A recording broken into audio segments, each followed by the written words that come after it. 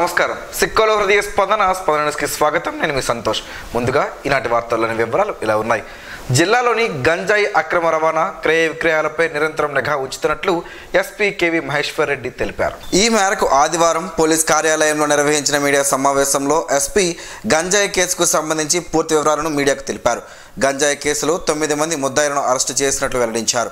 ఈ నెల 7వ తేదీ మధ్యాహ్నం 2 గంటల సమయంలో శ్రీకాకుళం 1వ పట్టణ పరిధిలో గల పొన్నాడ బ్రిడ్జి పక్కన సాయిగిరి గుడి రోడ్డు వద్ద గంజాయితో 2 ద్విచక్ర వాహనాలతో ప్రయాణిస్తూ పట్టుబడిన 4 నిందితులను అరెస్టు చేసి వారి వద్ద నుండి 5 కిలోల గంజాయిని, 2 ద్విచక్ర వాహనాలను అలాగే 3 సెల్ఫోన్లను శ్రీకాకుళం 1వ పట్టణ పోలీసులు స్వాధీనం చేసుకుని వారి నుండి దర్యాప్తులో లభించిన సమాచారంపై శ్రీకాకుళం రూరల్ సిఐ మధ్యవర్తుల సమక్షంలో ఎక్సైజ్ ఇన్స్పెక్టర్, పోలీస్ సిబ్బంది, రెవెన్యూ అధికారులతో కలిసి శ్రీకాకుళం వాంబే కాలనీ దగ్గరలో గల డచ్ బంగ్లా వద్ద మరో 5 నిందితులను అరెస్టు చేసినట్లు చెప్పారు.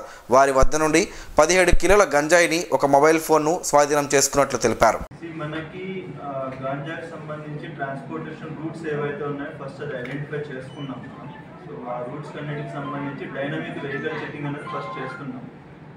అంటే ఏంటంటే డిఫరెంట్ టైమింగ్స్లో డిఫరెంట్ ప్లేసెస్లో మనకు ఇన్ఫర్మేషన్ బేసిస్ తోటి చేస్తున్నాం. అది కాకుండా ఫిక్స్డ్గా చెక్ పోస్ట్ కూడా పెట్టడం జరిగింది. ఇచ్చాపురం దగ్గర ఒకటి, పైడి భీమవరం దగ్గర ఒకటి, పాతపట్నం దగ్గర ఒకటి, మనకి పర్లాకిమిడి నుంచి పాతపట్నంకి ఏదైతే రూట్ ఉందో అక్కడ పెట్టడం జరిగింది. దీంతో పాటు మనకి లోకల్గా ఎవరైతే ఉండి ఈ పెడిలింగ్ చేస్తున్నారో అండ్ ఇక్కడ నుంచి ఉండి ఒడిశా వాళ్ళతోటి అండ్ బయట వాళ్ళతోటి ఎవరైతే కోఆర్డినేట్ చేస్తున్నారో వాళ్ళని కూడా ఐడెంటిఫై చేయడం జరిగింది. వాళ్ళపైన సర్వేలెన్స్ పెట్టాము. మనకు ఇన్ఫర్మేషన్ బేసిస్ తోటి అది యాక్షన్ తీసుకోవడం జరుగుతుంది. దీంతో పాటు ఇంకొక దీనికి అడిషనల్గా ఏంటంటే అవేర్నెస్ క్యాంపెయిన్స్ రన్ చేయడం.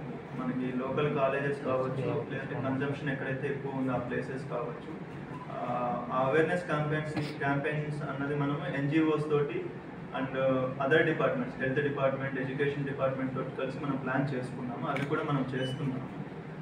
దీంతో పాటు మనకి ట్రైన్ రూట్స్ కొన్ని ఉన్నాయి. ఎస్పెషల్లీ మనకి పలాస ట్రైన్ స్టేషన్ కావచ్చు, ఇలాంటి స్టేషన్స్ కూడా మనము ఐడెంటిఫై చేసుకున్నాం. హాట్స్పాట్స్ ఏవైతే ఉన్నాయో వాటిపైన యాక్షన్ తీసుకున్నాం. జిల్లాలో కురుస్తున్న భారీ వర్షాల తీవ్రత దృష్ట్యా సోమవారం స్కూళ్లకు సెలవు ప్రకటిస్తున్నట్లు జిల్లా కలెక్టర్ స్వప్నిల్ దినకర్ పొట్కర్ ఆదివారం ఒక ప్రకటనలో తెలిపారు. అన్ని ప్రభుత్వ, ప్రైవేట్ పాఠశాలలు, ప్రభుత్వ, ప్రైవేట్ జూనియర్ కళాశాలలకు సెలవు ఇవ్వాలని, సెలవు అంశాన్ని స్కూల్ కమిటీల ద్వారా ఆయా వాట్సాప్ల ద్వారా సమాచారం చేరవేయాలని సూచించారు. రెసిడెన్షియల్ విద్యా సంస్థలపై ప్రత్యేక దృష్టి సారించాలని, విద్యార్థుల భద్రతకు ఏమాత్రం భంగం కలగని రీతిలో ఉన్నతాధికారులు ఆదేశాలు తూచా తప్పక పాటించాలని ఆదేశించారు.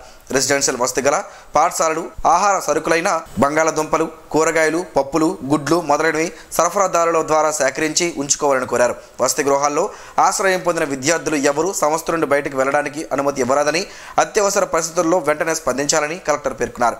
పోలీస్, రెవెన్యూ శాఖ వారు వసతి కోసం పాఠశాలను అడిగినప్పుడు వెంటనే ఇవ్వాలని సూచించారు. అలాగే అంగన్వాడీ కేంద్రాలకు కూడా రేపు సెలవు ప్రకటిస్తున్నట్లు, అంగన్వాడీ టీచర్లు, ఆయాలు అందుబాటులో ఉండాలని తెలిపారు. బంగాళాఖాతంలో ఏర్పడిన అల్పపీడన ప్రభావంతో గత 2 రోజులుగా భారీ వర్షాలు కురుస్తున్నాయని, ప్రజలంతా అప్రమత్తంగా ఉండాలని శ్రీకాకుళం ఎమ్మెల్యే గొండి శంకర్ విజ్ఞప్తి చేశారు. శ్రీకాకుళం రూరల్ మండలంలోని కుందువానిపేటలో హుద్హుద్ ఇళ్లను ఆదివారం ఆయన పరిశీలించారు. స్లాబ్లకు పూర్తిగా పెచ్చులూడిపోయి వర్షపు నీరు ఇళ్లలోకి కారిపోతుండడాన్ని ఆయన గమనించారు. కూలిపోయేందుకు భవనాలు సిద్ధంగా ఉన్నాయని, తమను ఆదుకోవాలని ప్రజలంతా ఎమ్మెల్యేను వేడుకున్నారు. రోజంతా వర్షాలు కురుస్తున్నందున ప్రజలు సురక్షిత ప్రాంతాలకు వెళ్లాలని ఎమ్మెల్యే సూచించారు. అధైర్యపడవద్దని, త్వరలోనే సమస్యలను పరిష్కరించేందుకు కృషి చేస్తారని హామీ ఇచ్చారు. స్థానిక ప్రజాప్రతినిధులు, అధికారులు ప్రజలకు అందుబాటులో ఉండాలని సూచించారు. వర్షాల కారణంగా ఎటువంటి ప్రాణ నష్టం జరగకూడదని, శిథిల భవనాల్లో ఉన్నవారిని అప్రమత్తం చేయాలని వారికి చెప్పారు. ప్రమాదం జరగకముందే ప్రజలను అప్రమత్తం చేయడమే నిజమైన నాయకుడి లక్ష్యమని, ఆ నాయకత్వ లక్షణాలు ఉన్న ఎమ్మెల్యే శంకర్ తమతో ఉండడంతో తమ అదృష్టమని ప్రజలంతా శంకర్కు అభినందనలు తెలుపుతున్నారు. శ్రీకాకుళం జిల్లా వ్యాప్తంగా 2 రోజులుగా వర్షాలు ఎడతెరపు లేకుండా కురుస్తుండడంతో ముఖ్యంగా జిల్లా కేంద్రంలో శని, ఆదివారాలు సెలవులు కావడంతో స్థానికులు ఇంటికే పరిమితం అయ్యారు. సైక్లోన్ ప్రభావంతో జిల్లా వ్యాప్తంగా వర్షాలు విస్తారంగా పడుతున్నాయి. శనివారం రాత్రి అంతా వర్షం పడుతూనే ఉండగా ఆదివారం ఉదయం కూడా వర్షం జోరుగానే కురిసింది. నాగావళి నది ఉధృతంగా ప్రవహిస్తుంది. ఈ నేపథ్యంలో అధికారులు అప్రమత్తం అయ్యారు. ఇప్పటికే కంట్రోల్ రూమ్ ఏర్పాటు చేసి ఎలాంటి సమాచారం ఉన్నా తెలియజేయాలని కోరారు. నదీ పరివాహక ప్రాంతాల్లో ప్రజలను అప్రమత్తం చేసినట్టు తెలుస్తోంది. మరో 2 రోజుల పాటు ఈ వర్షాలు పడే అవకాశం ఉన్నందున ప్రజలంతా అప్రమత్తంగా ఉండాలని అధికారులు సూచిస్తున్నారు.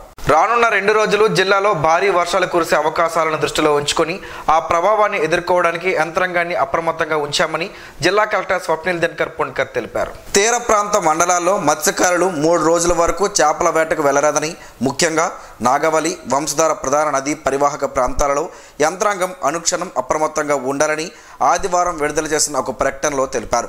కలెక్టర్ కార్యాలయంలో వారం రోజుల క్రితం తుఫాను హెచ్చరికల నేపథ్యంలో ఏర్పాటు చేసిన కంట్రోల్ రూమ్ని ప్రస్తుతం కొనసాగిస్తున్నామని, వర్షాల కారణంగా భారీ నష్టాలకు సంబంధించిన ఏదైనా సమాచారం ఉంటే కంట్రోల్ రూమ్ నంబర్ 08942240557 089422405557 నెంబర్కు ఫోన్ చేయాలని, అలాగే ఈమెయిల్ ఐడి coslmsupdtt@gmail.com ద్వారా ఫోటోలను పంపించాలని తెలియజేశారు. అత్యవసర సమయంలో ఫోన్ చేయాలని, సిబ్బంది వెంటనే అప్రమత్తమై తగు సహాయం చేస్తారని పేర్కొన్నారు. వినాయక పందిళ్ల వద్ద వర్షాల సమయంలో ఎవరూ ఉండవద్దని సూచించారు. పోలీస్, రెవెన్యూ యంత్రాంగం ఆ దిశగా వినాయక చవితి పందిళ్ల నిర్వాహకులను అప్రమత్తం చేయాలని కలెక్టర్ అన్నారు. అరసవెల్లి అభివృద్ధికి కట్టుబడి ఉంటామని, కూటమి ప్రభుత్వం తప్పకుండా అభివృద్ధి చేస్తుందని కేంద్ర మంత్రి కింజరాపు రామ్మోహన్ నాయుడు తెలిపారు. శనివారం సాయంత్రం అరసవెల్లి గ్రామంలోని పలు వీధుల్లో జరిగిన వినాయక చవితి ఉత్సవాల్లో కేంద్ర మంత్రి స్థానిక ఎమ్మెల్యే శంకర్ తో కలిసి పాల్గొన్నారు. ఈ సందర్భంగా మండపాల్లో వినాయక స్వామి వారిని దర్శించుకుని తీర్థ ప్రసాదాలను స్వీకరించారు. ఈ సందర్భంగా తమకు ఘన స్వాగతం పలికిన యువతకు ప్రత్యేక కృతజ్ఞతలు తెలిపారు. ఈ ప్రాంతం అభివృద్ధికి తాము కృషి చేస్తామని వారు వెల్లడించారు. శ్రీ ప్రసన్నాంజనేయ భక్త బృందం ఆధ్వర్యంలో స్థానిక మంగవారి తోటలో వినాయక చవితి ఉత్సవాలను ఘనంగా నిర్వహిస్తున్నారు.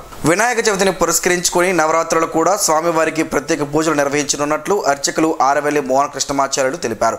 శ్రీ ప్రసన్నాంజనేయ భక్త బృందం ఆధ్వర్యంలో ప్రతి సంవత్సరం కూడా ఇక్కడ వినాయక చవితి ఉత్సవాలు 9 రోజుల పాటు ఘనంగా జరుగుతాయని వారు తెలిపారు.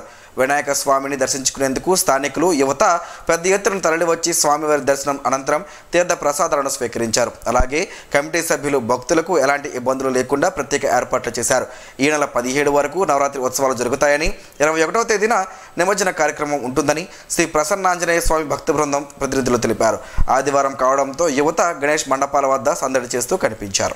విజయవాడలో వరద ఉధృతి నేపథ్యంలో వ్యవసాయ శాఖ మంత్రి కింజరాపు అచ్చెన్నాయుడు సుడిగాలి పర్యటన చేపడుతున్నారు. బాధిత ప్రాంతాలలో బృంద పర్యటన చేస్తూ తన తోటి మంత్రులతో కలిసి సహాయక చర్యల్లో పాల్గొని పలు సూచనలు అందిస్తున్నారు. ఎక్కడ ఎటువంటి ఇబ్బందులు తలెత్తకుండా బాధిత వర్గాలకు ఆహార పంపిణీ, పాలు, తాగునీటి సరఫరా చేపడుతున్నామని మంత్రి తెలిపారు. ఆయన వెంట ఎమ్మెల్యే జోలకంటి బ్రహ్మానందరెడ్డి, పలువురు కూటమి నాయకులు, అధికారులు ఉన్నారు. ముంపు ప్రాంతాల్లో ఆటో, ద్విచక్ర వాహనంపై పర్యటించి బాధితులలో భరోసా నింపారు. ప్రతి ఇంటికి నిత్యావసర సరుకులు, మందుల కిట్లు పంపిణీ జరిగిందా లేదా అని ఆరా తీస్తున్నారు. బాధితులతో నేరుగా మాట్లాడి సంబంధిత వివరాలను తెలుసుకుంటున్నారు.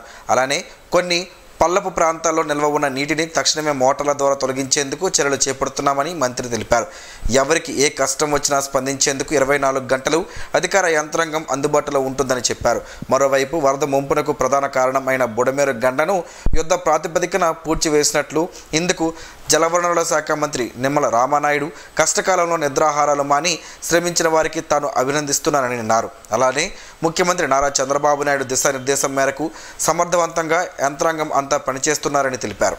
విఘ్నాలను తొలగించి విజయాలను ప్రజలకు అందించాలని కేంద్ర మంత్రి కింజరాపు రామ్మోహన్ నాయుడు వినాయక స్వామి వారిని వేడుకున్నారు. నగరంలోని డీసీసీబీ కాలనీ వెంకటేశ్వర ఆలయం వద్ద ఏర్పాటు చేసిన మండపంలోని వినాయక విగ్రహాన్ని స్థానిక ఎమ్మెల్యే శంకర్తో కలిసి ఆదివారం దర్శించుకున్నారు. ఈ సందర్భంగా ఆలయ కమిటీ సభ్యులు విజయవాడ వరదల్లో చిక్కుకొని ఇబ్బందులు పడుతున్న ప్రజల సహాయార్థం 20,000 రూపాయల చెక్కును సీఎం సహాయ నిధికి అందజేయాలని కోరుతూ కేంద్ర మంత్రి రామ్మోహన్ నాయుడు ఎమ్మెల్యే గుండు శంకర్లకు అందజేశారు. ఈ సందర్భంగా కేంద్ర మంత్రి, ఎమ్మెల్యే మానవత్వంతో స్పందించిన డాక్టర్ జి సురేష్ కుమార్ బృందాన్ని అభినందించారు. జిల్లాలో ఎంతో మంది వరద బాధితుల కోసం స్పందిస్తుండడం అభినందనీయమని చెప్పారు. తోటి మనిషికి సహాయపడడంలోనే నిజమైన సంతృప్తి ఉంటుందని వారు పేర్కొన్నారు. ఈ కార్యక్రమంలో టీడీపీ నాయకులు, కార్యకర్తలు, కమిటీ సభ్యులు అధిక సంఖ్యలో పాల్గొన్నారు. పాత శ్రీకాకుళం మా ఊరి వీధిలో శ్రీ గణపతి మహోత్సవాలు ఘనంగా జరుగుతున్నాయి. గణపతి నవరాత్రి ఉత్సవాలు ఈ నెల 21 వరకు జరుగుతాయని నిర్వాహకులు తెలిపారు. ప్రతిరోజు పూజా కార్యక్రమాలను అర్చకులు శాస్త్రోక్తంగా నిర్వహిస్తుంటారని, భక్తులెల్లరూ పాల్గొని తీర్థ ప్రసాదాలను స్వీకరించి స్వామివారి కృపా కటాక్షాలు పొందాలని సూచించారు. ఈ రోజు భజన కార్యక్రమం కార్యక్రమం జరిగిందని, అలాగే సోమవారం శ్రీ కళ్యాణ వెంకటేశ్వర స్వామి భజన బృందం వారిచే భజన కార్యక్రమం జరుగుతుందని నిర్వాహకులు తెలిపారు. జిల్లాలో విస్తారంగా వర్షాలు కురుస్తున్నందున జిల్లా యంత్రాంగం అప్రమత్తంగా ఉండాలని అధికారులను రాష్ట్ర వ్యవసాయ శాఖ మంత్రి కింజరాపు అచ్చెన్నాయుడు సూచించారు. వైద్య, రెవెన్యూ, పోలీస్ శాఖలతో పాటు ఇతర శాఖలు అందుబాటులో ఉండాలని సూచించారు. ప్రధానంగా మత్స్యకారులు వేటకు వెళ్లరాదని తెలిపారు. ఎక్కడ కూడా ప్రాణ ఆస్తి నష్టం జరగకుండా అన్ని ఏర్పాట్లు చేయాలని సూచించారు. అవసరమున్న చోట ప్రజలను సురక్షిత ప్రాంతాలకు తరలించాలని ఆదేశించారు. అవసరమైతే తప్ప ప్రజలకు బయటకు రాకుండా ఉండాలని కోరారు. వాతావరణ శాఖ అంచనాల మేరకు రేపు రాత్రికి ఒడిశాలోని పూరి, పశ్చిమ బెంగాల్లోని దిఘా మధ్య తీరం దాటుతుందని, ఈ నేపథ్యంలో రానున్న 2 రోజుల్లో భారీ వర్షాలు పడే అవకాశం ఉందని అందరూ అప్రమత్తంగా ఉండాలని సూచించారు. జిల్లా కేంద్రంలో కంట్రోల్ రూమ్ అందుబాటులో ఉంచామని తెలిపారు. అత్యవసరమైన వారు సంప్రదించాలని కోరారు.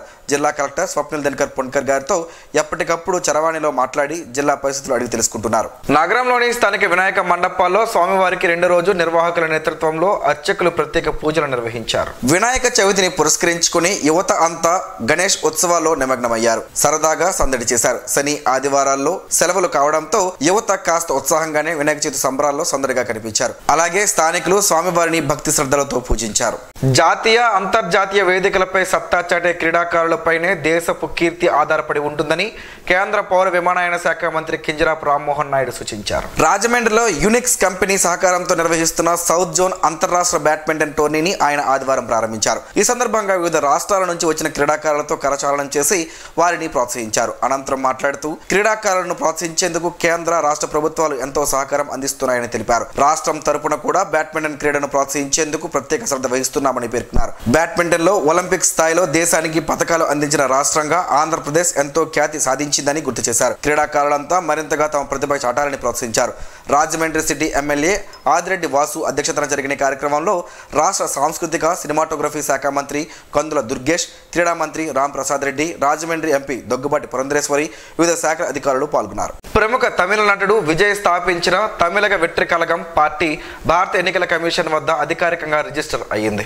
ఈ మేరకు ఆయన ఎక్స్ వేదికగా పోస్ట్ పెట్టారు. రాజకీయ పార్టీగా ఎన్నికల్లో పోటీ చేసే అవకాశం వచ్చిందని అందులో పేర్కొన్నారు. మారుతున్న కాలమాన పరిస్థితుల్లో సేంద్రీయ వ్యవసాయం ఆవశ్యకత నానాటికి పెరుగుతుందని ఆర్ట్ ఆఫ్ లివింగ్ జిల్లా ప్రతినిధి డాక్టర్ కింజరాపు అమ్మన్నాయుడు అన్నారు. ఆదివారం శ్రీ ప్రకృతి వ్యవసాయ విభాగం ఆధ్వర్యంలో చిలకపాలెం జంక్షన్, మునిపేట వద్ద ఏర్పాటు చేసిన శ్రీ సత్యదేశీ కూరగాయల మొక్కల నర్సరీని ఆయన లాంఛనంగా ప్రారంభించారు. ఈ సందర్భంగా ఆయన మాట్లాడుతూ సేంద్రీయ వ్యవసాయంతో జీవుల వివిధ దశలను, నెలలో గల సూక్ష్మజీవుల పనితనాన్ని మెరుగుపరుస్తుందన్నారు. ప్రాంతీయంగా లభించే వనరులతో వ్యవసాయం చేయుటకు అధిక ప్రాధాన్యతను ఇస్తూ హానికర రసాయనిక ఎరువులు, పురుగుల మందుల వాడకాన్ని తగ్గించాలన్నారు. ఈ సేద్య విజ్ఞానంలో జీవ సంబంధ యాంత్రిక పద్ధతులతో వ్యవసాయం చేయుటకు అవకాశం కల్పిస్తుందని అన్నారు. కార్యక్రమంలో చిలకపాలెం గ్రామ sarpanch Ramana, art of living DDC సభ్యులు బివి రవిశంకర్, టీచర్లు దేశుల సురేంద్ర, ఎస్వీఏ పోలినాయుడు, దార్లపూడి రవి, రైతు సన్యాసి నాయుడు, రమణబాబు తదితరులు పాల్గొన్నారు. బిల్వ పండుతో పలు ఆరోగ్య ప్రయోజనాలు ఉన్నాయని ఆరోగ్య నిపుణులు చెబుతున్నారు. ఆ వివరాలేంటో ఈరోజు ప్రసారం అయ్యే ఆరోగ్యమే మహాభాగ్యంలో తెలుసుకుందాం.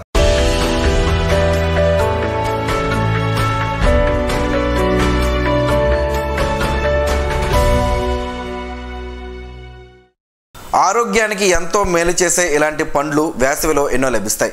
అటువంటి పండు బిల్వ పండు శరీరాన్ని చల్లగా ఉంచడమే కాకుండా కడుపు సంబంధ సమస్యలను నయం చేస్తుంది. కాబట్టి ఈ గట్టి పండు మృదువైన పసుపు తొక్కలో దాగి ఉన్న ఆరోగ్య రహస్యం ఏమిటో తెలుసుకుందాం.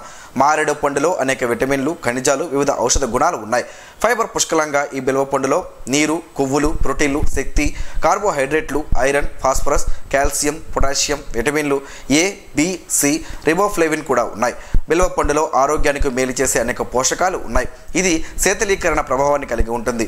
ఆంగ్లంలో వుడ్ యాపిల్ అంటారు. ఇది గుండె, మెదడుకు టానిక్గా పనిచేస్తుంది. మలబద్ధకం, విరోచనాలు, ఇతర కడుపు సమస్యలను నయం చేయడానికి ఈ పండును సంవత్సరాలుగా తింటారు. బిల్వ ఫ్రూట్ చల్లదనాన్ని అలాగే భేదిస్తుంది. సగం పండిన లేదా పూర్తిగా పండిన ఈ పండు తినడం జీర్ణక్రియకు సహాయపడుతుంది. ఈ ఫ్రూట్ కడుపుని బలపరుస్తుంది. దాని విధులను నిర్వహించే సామర్థ్యాన్ని పెంచుతుంది. పొట్టలో అల్సర్తో బాధపడుతున్నప్పుడు బిల్వ పండు తినడం మేలు చేస్తుంది. ఈ ఫ్రూట్ తినడం వల్ల పొట్టలోని లైనింగ్ పై పొర ఏర్పడుతుందని, ఇది అల్సర్లు వేగంగా నయం అవుతుందని చాలా అధ్యయనాలు చెబుతున్నాయి. బిల్వలో టానిన్ ఎక్కువగా ఉంటుంది. ఇది కలరా సమయంలో తింటే ప్రయోజనకరంగా ఉంటుంది. మీరు దీన్ని జ్యూస్గా కూడా తాగవచ్చు. ఈ పండు కలరా చికిత్సకు ఉత్తమమైనదిగా పరిగణించబడుతుంది. దీని బెరడులో దాదాపు 20% టానిన్, 9% గార్లో ఉంటుంది. ఇది కలరాలో ప్రభావవంతంగా ఉంటుంది. బెల్వపండు తినడం లేదా దానితో తయారు చేసిన సిరప్ తాగడం వల్ల లిపిడ్ ప్రొఫైల్ ట్రైగ్లిజరైడ్లను నియంత్రించడంలో సహాయపడుతుంది. రక్తంలో కొలెస్ట్రాల్ స్థాయిలు తగ్గుతాయి. అధిక కొలెస్ట్రాల్ గురించి ఫిర్యాదు చేసే వ్యక్తులు బెల్ ఫ్రూట్ తీసుకోవాలి. బెల్వపండు మధుమేహ వ్యాధిగ్రస్తులకు కూడా చక్కని పండు. వేసవిలో మీ చక్కెర స్థాయిలను అదుపులో ఉంచుకోవడానికి మీరు దీన్ని తినవచ్చు. ఇందులో ఒక వేది మందు ఉంటుంది. ఇది రక్తంలో చక్కెర స్థాయిలను నియంత్రిస్తుంది. ఇది మధుమేహాన్ని నియంత్రించడంలో సహాయపడుతుంది. మీరు బెల్ ఫ్రూట్ తినవచ్చా లేదా దాని నుండి రసం తయారు చేయవచ్చు. ఈ 2 మార్గాలను తీసుకోవడం వల్ల హీట్ స్ట్రోక్, డీహైడ్రేషన్ నివారించవచ్చునని ఆయుర్వేద నిపుణులు చెబుతున్నారు.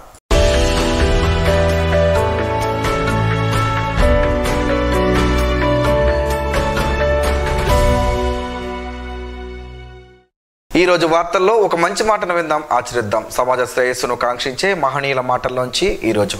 జీవనం గమనం గమ్యం. ఋషి చింతన. మౌనం సమ్మతిని ఇస్తుంది, త్యాగం ముక్తిని ఇస్తుంది.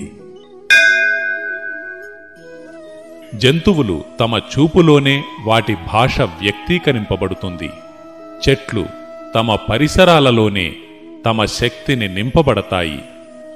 ఋషులు తమ ఏకాంతములోనే చైతన్యమును అనుభూతిపరచగలరు. ఓం శ్రీ గాయత్ర్యై నమః. స్పందన ప్రేక్షకుల కోసం స్పందన న్యూస్ని ఇప్పుడు యూట్యూబ్లో అందుబాటులో ఉంచడమైంది. SDV స్పేస్ స్పందన అని టైప్ చేసి వీక్షకులు తమ అనుకూలమైన సమయంలో న్యూస్ని వీక్షించగలరు. ఈ వార్తలు ఇంతటితో సమాప్తం. మరలా ప్రసారం అయ్యే స్పందన న్యూస్లో కలుసుకుందాం. అంతవరకు సెలవు. నమస్కారం. మీ మాటే మా బాట.